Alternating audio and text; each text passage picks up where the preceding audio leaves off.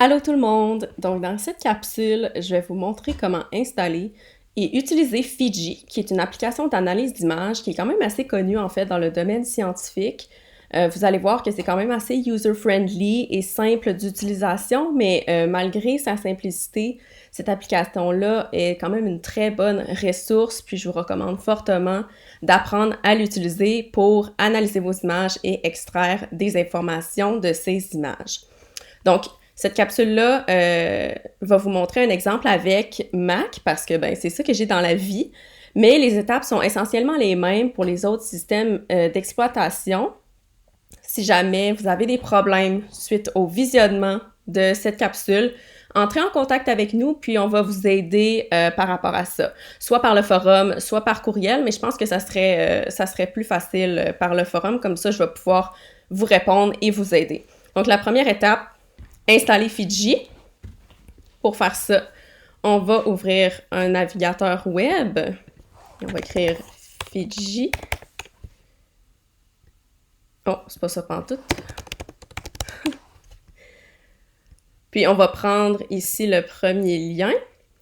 Puis là, choisissez selon votre système d'exploitation. Moi, je vais prendre macOS.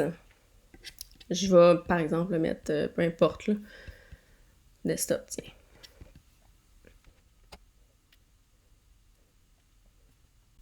Donc, quand l'installation est terminée, on va venir double-cliquer sur le zip. Et voilà, c'est fait. Double-cliquer sur le logo. Ah, vous voyez, ça, pour les gens qui utilisent Mac, vous avez probablement déjà vu ça. Donc, il faut autoriser l'ouverture de cette application. Donc, je vais aller dans System Preference, Security and Privacy. Puis, Fiji app was blocked. Open anyways. Je vais accepter. Oups, c'est pas ça. Et voilà, ça devrait fonctionner par la suite. Super. Donc là, ce que je vais faire, c'est que je vais ouvrir une image dans Fiji. Donc, par exemple, je veux ouvrir cette image-là, puis tout ce que j'ai à faire, c'est de la glisser. Et voilà, c'est fait. Sinon, vous pouvez toujours aller ici dans Files, Open, puis bon, vous choisissez l'image que vous voulez ouvrir. Donc là, ce que je vais faire, c'est que je vais sélectionner la ligne dans le menu, puis je vais tracer une ligne au centre comme ça ici. Là, je peux aller dans Analyse, Plot Profile, et là, j'ai un graphique un peu d'intensité de chaque pixel en gray value sur ma ligne en fonction de la distance ou de la position de la ligne. Et là, vous voyez que ici au centre représente le point à peu près ici. Puis, on voit l'espèce de patron d'intensité de ma ligne. Donc là, quelque chose que je peux faire... Non, si je fais liste, là, on voit tous les points, distance, gray value. Puis, je peux tout sélectionner, select all, copy. Puis là, ce que je veux faire, c'est que je veux faire un curve fit. Le curve fit, là, vous voyez qu'il y a quand même pas mal de choses que vous pouvez faire. Mais là, si vous ne trouvez pas une fonction, ce que vous pouvez faire, vous pouvez venir ici. Si j'écris curve fitting, il me le sort tout de suite. Run. Et voilà, je suis dans la fenêtre du curve fit. Et là, je vais tout coller mes données. Et par exemple, je veux le fitter avec une gaussienne, fit. Et là, vous obtenez une fenêtre qui va vous montrer en bleu le fit gaussien et en rouge tous vos points qui viennent en fait du plot profile qu'on a fait avec la ligne. Et vous avez ici tous vos coefficients de votre fonction gaussienne. Là, comme on dit en bon québécois, c'est pas yable comme fit, mais il y a d'autres exemples qui vont beaucoup mieux fonctionner avec un filtre gaussien.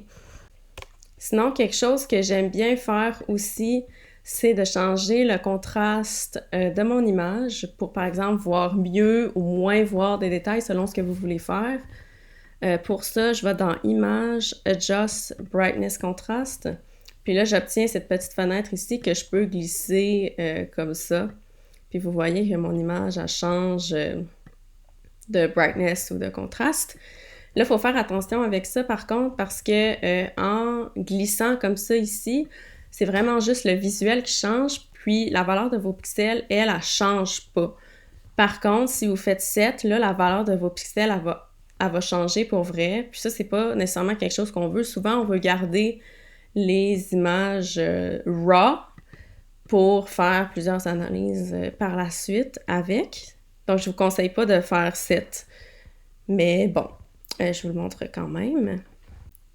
Sinon, si vous voulez obtenir la FFT de votre image pour des raisons quelconques, vous allez dans Process, FFT, ici FFT, puis là, vous avez le Power Spectrum de votre image. Si vous voulez revenir à votre image avec une image FFT, ben c'est la même chose, vous allez dans FFT, Inverse FFT, puis vous retrouvez votre image. Sinon, quelque chose qui pourrait être le fun aussi, si vous avez deux images, puis vous voulez par exemple normaliser une image avec une autre, vous pouvez utiliser ce qu'on appelle le Image Calculator ici, qui va vous permettre, en sélectionnant les deux images qui vous intéressent, d'additionner, de soustraire, multiplier, diviser. Bon, il y a plusieurs choses à faire avec ça. Si par exemple, je soustrais mes deux images, vu que c'est la même image, ça me donne une image noire, donc tous les pixels valent 0. Donc pour cette capsule, ça va être tout. Je pense que vous avez quand même des outils pour analyser vos images, puis n'hésitez pas à fouiller sur Internet, à essayer des fonctions. Il y a quand même beaucoup de choses à faire avec Fiji, donc je vous souhaite bonne chance et bonne analyse.